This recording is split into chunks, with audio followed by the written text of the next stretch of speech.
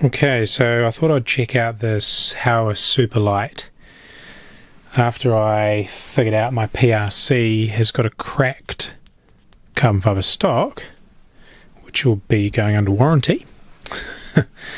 I wanted to have a look at this one as well, and I figured out that this rifle, this is never, ever going to shoot, ever, well, and I'll show you why. This is a very poorly made carbon fibre stock. So if I run, I just figured when I did this, the tang screw up here, back here, the whole action dropped down probably like it's just rocking, probably like 5 millimeters. Bad when you start working millimeters. So what I've done is I figured out this was way too tight through here as well. The recoil lug was touching on the front, so I've got rid of that. But if you guys can see that, this is unreal. I've never seen such a poor quality stock. Underneath that ruler, if I put that ruler flat, look at that. Like, I can't even get that ruler flat on where the receiver touches here. So this rifle is just absolutely torsioned well and truly under pressure.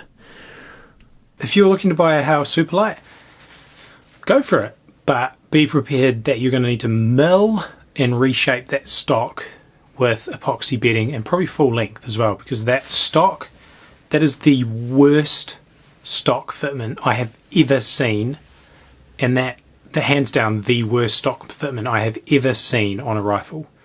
To be honest, I just don't know how they can put a guarantee on something like that. It's I just can't see how that is meant to shoot well. So maybe some of them come out good and some of them come out bad, but I've worked on a lot of rifles. Probably I've got my load development count on the computer somewhere and how many rifles I've bedded and things. I think I've bedded over 60 rifles and loaded for 80 or 90 rifles, and this tops it. There's nothing worse than this. So yeah. So yeah, Howa doesn't have my trust at all at the moment.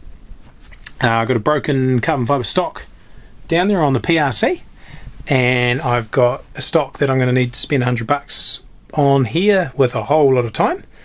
So to be honest, I'll see how they react to what I've said about, and I'll see how the warranty goes, but they've got to sort it out, because this is bad stuff. 2 brand new rifles, 1 cracked carbon fibre stock after 6 shots of factory ammunition, a 6.5 Creedmoor out of the box that will not shoot 1.5 inches or better because the stock fitment's absolutely horrendous.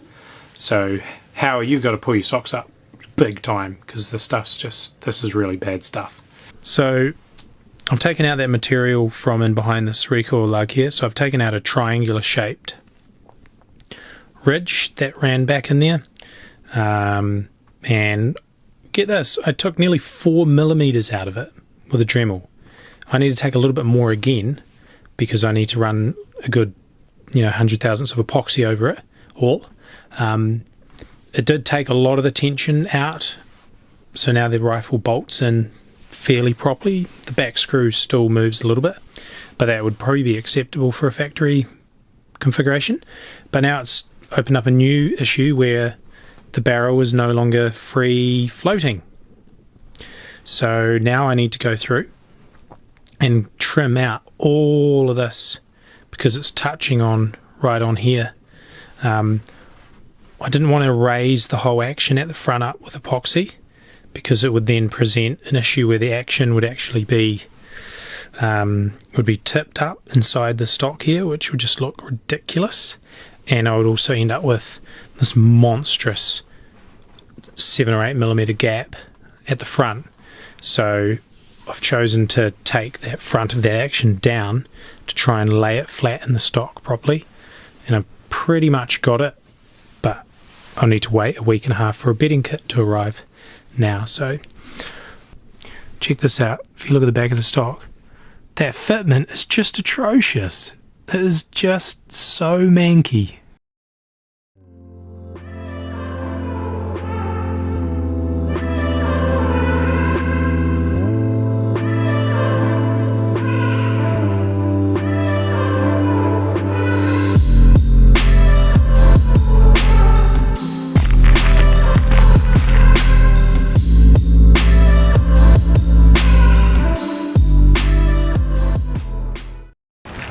Back down at the range today with the Creedmoor, so it's all bedded. That whole stock problem's been sorted out, so going to be running some hand loads today. See what we can achieve today with my hand loads. Another new thing I'm going to be running today on this is the Maniatis suppressor.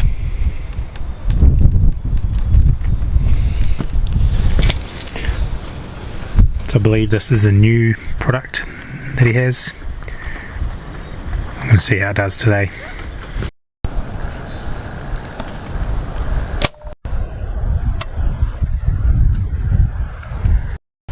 So I believe that suppressor is to be in direct competition to the all popular DPT.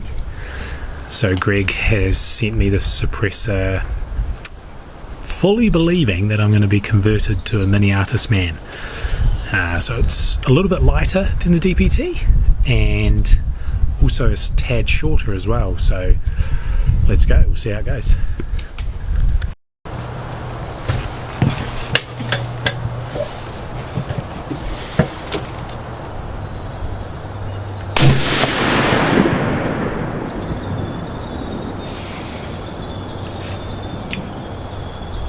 $25.85.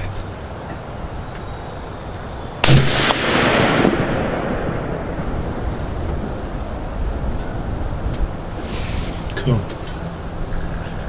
$25.98. Alright, so I've just put 2 shots down, and that was, I believe, 47.8 grains of reloaded 26, so starting to get up there. They're probably about 30 mils apart. It's not too bad. And I've just put the first shot down of my second charge weight, which is 0.3 grains higher. So I think it's 48.1 grains. And that's like, the powder's now starting to come into the shoulder, but there's still no pressure signs, like there's just nothing. And the speed was 26.23, so it's okay. In terms of the rifle, I finished it up at 16.2 inch barrel length. Just basically meant I was going to be adding exactly 200 grams of weight with the suppressor.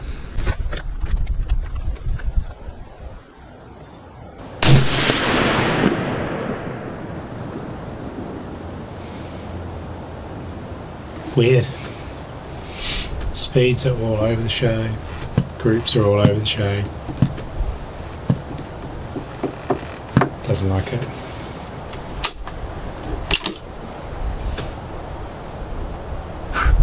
Precious though. Okay. It's tricky.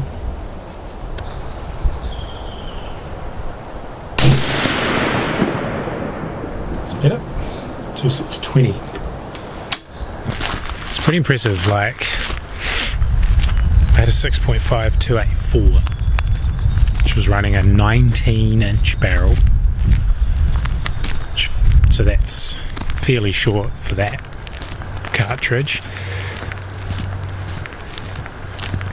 It was shooting the same projectile. The fastest I could get that going was 2780 out of a 19-inch barrel, suppressed. I took some game out at long range with that thing. 6.5, my 6.5 PRC was shooting 153s at 2960, but that was on a 24-inch barrel. So Creedmoor's not too far behind on a 16.5 inch or 16.2 inch barrel. It's pretty good. and I'm just starting to get into the pressure signs now. So that one shot under an inch, that last one. Have a look. There you go. Starting to come right. Starting to come right, so take those back and measure them. Cool. So I've only done 2 shot groups for now. But what was interesting is my other loads, I couldn't get anything grouping 2 shots better than 1.5 inches. This is actually 24 millimeters, so just under an inch. That's 15, so that's just over half an inch. And this one here is 26 millimeters, so like a fraction over an inch.